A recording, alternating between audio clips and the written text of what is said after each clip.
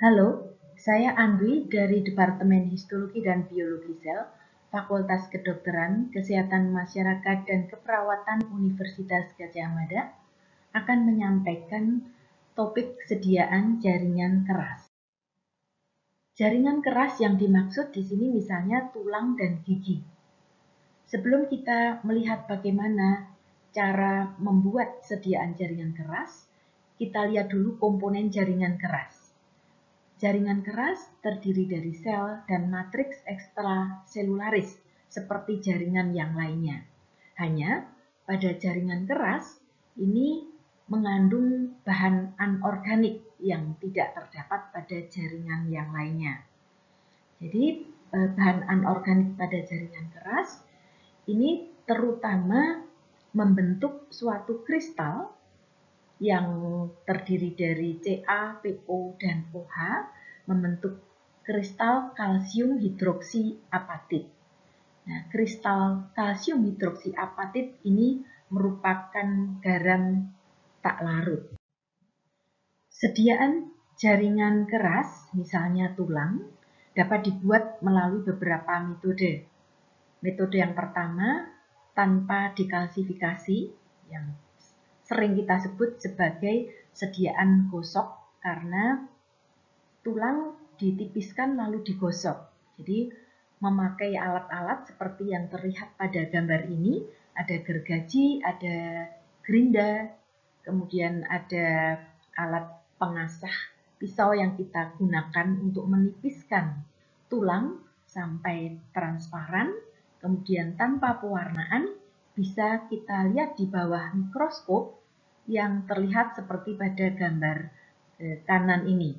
Jadi kita hanya melihat jaringan keras saja karena jaringan lunak semua sudah rusak pada saat pembuatan sediaan. Jaringan tulang tanpa dikalsifikasi juga bisa diiris tipis setelah ditanam dalam resin, misalnya metil metakrilat. Kemudian setelah ditanam dalam resin bisa diiris tipis dengan ketebalan 5-10 mikrometer, kemudian dapat diwarnai. Metode berikutnya adalah metode dekalsifikasi. Dekalsifikasi ini suatu teknik untuk mengambil mineral dari tulang atau jaringan keras lainnya menggunakan cairan untuk dekalsifikasi atau dekalsifier. Cairan untuk dekalsifikasi yang digunakan berupa asam kuat atau asam lemah atau juga chelating agent.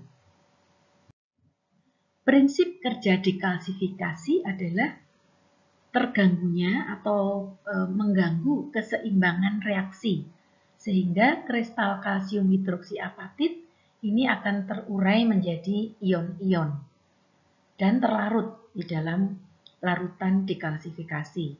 Lalu ion H dari cairan dekalsifikasi yang kita pakai yang berupa asam tadi akan berikatan dengan ion OH membentuk H2O. Contoh asam kuat yang dipakai sebagai larutan dekalsifikasi adalah asam nitrat dan asam klorida. Pada penggunaan asam kuat ini, formalin dari fiksatif yang kita gunakan perlu dihilangkan dulu dengan pencucian untuk menghindari terbentuknya bisklorometil ether, sebuah karsinogen. Keuntungan pemakaian asam kuat ini adalah reaksinya cepat. Kerugiannya, apabila terlalu lama dalam asam kuat, akan menurunkan kualitas pewarnaan. Contoh larutan dekalsifikasi yang sering dipakai di laboratorium kita adalah larutan von Ebner, yaitu campuran HCl dan NaCl. Pada penggunaan asam kuat ini, konsentrasi asam ini harus dipertahankan dari hari ke hari. Jadi seiring berjalannya waktu, konsentrasi asam ini akan menurun karena terlarutnya kalsium hidroksiapatit. Nah, ini contoh cara untuk mempertahankan konsentrasi asam tadi, ini dengan penambahan HCl setiap hari. Ya. Setiap 200 ml cairan von Ebner, ini ditambahkan 1 ml HCl. Ini hari pertama, kemudian hari kedua diteteskan 1 ml, kemudian nanti hari ketiga itu diteteskan 2 ml dan sebagainya. Asam lemah yang sering digunakan adalah formic acid, trichloroacetic acid atau picric acid. Penggunaan asam lemah ini kelebihannya adalah dapat digunakan bersama dengan feksatif formalin, kemudian juga bisa digunakan ketika kita akan melakukan pewarnaan imunohistokimia. Tetapi kelemahannya ini reaksinya lebih lambat dari asam kuat. Selain asam kuat dan asam lemah, dapat kita gunakan chelating agent sebagai larutan dekalsifikasi. Chelating agent ini bekerja sangat lambat. Contoh chelating agent yang sering digunakan adalah ethylene diamin tetraacetic acid atau EDTA. EDTA ini nanti akan mengikat ion kalsium membentuk kalsium EDTA. Jadi reaksinya agak berbeda dengan reaksi asam kuat dan asam lemah yang di depan tadi. Nah, chelating agent ini atau EDTA ini cocok digunakan apabila kita akan melakukan pewarnaan histokimia dan imunohistokimia atau juga ketika kita akan melakukan in situ hybridization atau PCR. Chelating agent ini tergantung pada pH kerjanya. Bekerja cepat pada pH yang tinggi, misalnya 10, tetapi beberapa elemen nanti akan rusak pada pH 10 ini, pada pH basa. Jadi yang sering dipakai ini pada pH 7 sampai 8. Berikut ini adalah suatu penelitian yang membuktikan bahwa larutan asam merusak enzim. Pada penelitian ini digunakan 3 jenis larutan dekalsifikasi, yaitu formic acid, kemudian commercial decalcifier, dan EDTA. Dari ketiga jenis dekalsifier yang digunakan ini, hanya larutan EDTA yang dipakai ini dapat menunjukkan aktivitas enzim, dalam hal ini beta galaktosidase yang di sini ditunjukkan dengan warna biru di sini. Sedangkan pada 2 preparat yang lain yang didekalsifikasi memakai asam, ini tidak terlihat warna biru, yaitu aktivitas enzim beta galaktosidase tadi. Dekalsifikasi yang kita lakukan harus berhasil mengambil kalsium, seluruh kalsium dari jaringan keras supaya tidak mengganggu pekerjaan selanjutnya. Apabila dekalsifikasi kurang sempurna, maka akan menyebabkan jaringan sulit diiris karena masih keras.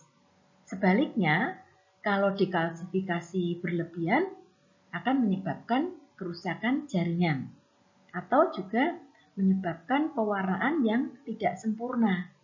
Elemen basofil tidak dapat menyerap zat warna. Ya, seperti contoh pada gambar ini terlihat matriks tulang, ini hanya terlihat pink saja karena elemen basofil ya, seperti nukleus sel ini tidak dapat menyerap warna. Jadi tidak terlihat nukleus sel pada matriks yang kita lihat.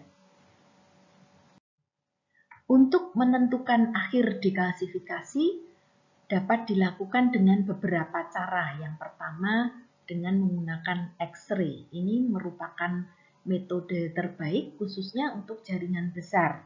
Tetapi tentu saja ini cukup mahal. Pada gambar terlihat dari kiri ke kanan, ini 0 jam, kemudian 24 jam, 96 jam, 144 jam. Ini terlihat semakin ke kanan, ya, semakin banyak ini jamnya, ya, semakin lama, maka bayangan opak itu semakin menghilang. Ini menunjukkan bahwa jaringan keras ini semakin menjadi lunak. Kemudian juga dengan cara uji secara fisik. Uji secara fisik ini bisa kita lakukan dengan tangan, dengan jari. Kita uji kekerasannya, masih keras atau sudah empuk, ya, dengan cara dipencet, dipijit. Nah, ini kerugiannya mungkin nanti bisa merusak jaringan juga dan juga tidak objektif. Kemudian yang ketiga, uji dengan reagen. Tetapi uji dengan reagen ini juga tidak dapat dilakukan untuk semua jenis larutan dekalsifikasi. Nah, ini seperti yang sudah saya katakan di depan, untuk menentukan akhir dekalsifikasi secara fisik ini subjektif. Jadi hanya bisa dilakukan mungkin untuk operator yang berpengalaman, ya, karena nanti dapat menyebabkan kerusakan risikonya.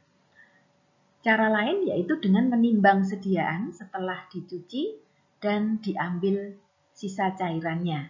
Ini efektif pada sampel yang besar. Reagen yang dapat dipakai untuk menentukan akhir dekalsifikasi adalah amonium oksalat. Amonium oksalat ditambahkan pada sampel di akhir penggantian cairan dekalsifikasi, kemudian dilanjutkan dengan penambahan amonium hidroksida. Dengan penambahan amonium oksalat, ini akan terbentuk endapan kalsium oksalat. Jadi, kalau masih terbentuk endapan, ini artinya dekalsifikasi belum sempurna. Tapi cara ini tidak berlaku apabila kita menggunakan EDTA. Ada beberapa faktor yang dapat mempengaruhi kecepatan dekalsifikasi. Di antaranya adalah konsentrasi, suhu, dan penggoyangan. Konsentrasi ini akan mempengaruhi kecepatan dekalsifikasi karena konsentrasi larutan akan menurun ketika bercampur dengan kalsium. Nah, ini dapat dipertahankan konsentrasi larutannya dengan cara menggunakan larutan dekalsifikasi dalam jumlah yang besar, atau dengan cara mengganti larutan beberapa kali selama proses dekalsifikasi. Kemudian suhu ini juga dapat mempengaruhi kecepatan dekalsifikasi. Biasanya suhu yang lebih tinggi ini akan mempercepat dekalsifikasi. Kemudian penggoyangan. Penggoyangan ini juga bisa mempercepat dekalsifikasi dengan cara menggoyang wadah yang berisi jaringan, ya, supaya larutan dapat mengenai seluruh jaringan. Berikut ini adalah suatu penelitian yang menunjukkan bahwa temperatur yang lebih tinggi, ya, pada temperatur yang lebih tinggi dekalsifikasi akan lebih cepat selesai. Penelitian ini menggunakan EDTA, kemudian dengan memakai 4 suhu, yaitu yang pertama suhu ruang, kemudian 37 derajat Celcius, 42 derajat Celcius, dan 50 derajat Celcius. Terlihat pada gambar ini bahwa semakin tinggi suhu, maka dekalsifikasi akan lebih cepat selesai. Yang suhu ruang ini memerlukan waktu 10 hari, kemudian 37 derajat Celcius memerlukan waktu 6 hari, 42 derajat memerlukan waktu 5 hari, dan yang 50 derajat Celcius memerlukan waktu 3 hari. Teknik lain untuk meningkatkan efisiensi dekalsifikasi adalah penggunaan microwave. Pada penelitian ini digunakan 3 macam dekalsifier, yaitu nitric acid, formic acid, dan EDTA pada jaringan tulang A dan gigi yang B. Pada histogram kita bisa melihat bahwa penggunaan microwave yang merah, ini menunjukkan bahwa waktu yang diperlukan untuk dekalsifikasi jauh lebih sedikit dibandingkan dengan yang tidak memakai microwave yang berwarna biru ini. Hasil pewarnaan dari jaringan yang didekalsifikasi dalam microwave tadi juga menunjukkan hasil yang lebih baik. Kita lihat pada gambar ini, gambar A ini adalah jaringan yang didekalsifikasi tanpa menggunakan microwave, sedangkan yang B ini yang menggunakan microwave. Jelas terlihat pada gambar B, ini kita bisa mengamati nukleus-nukleus dengan jelas, sedangkan pada gambar A ini tidak terlihat jelas nukleusnya. Nah, setelah dekalsifikasi selesai, apa yang harus dilakukan sebelum proses berikutnya?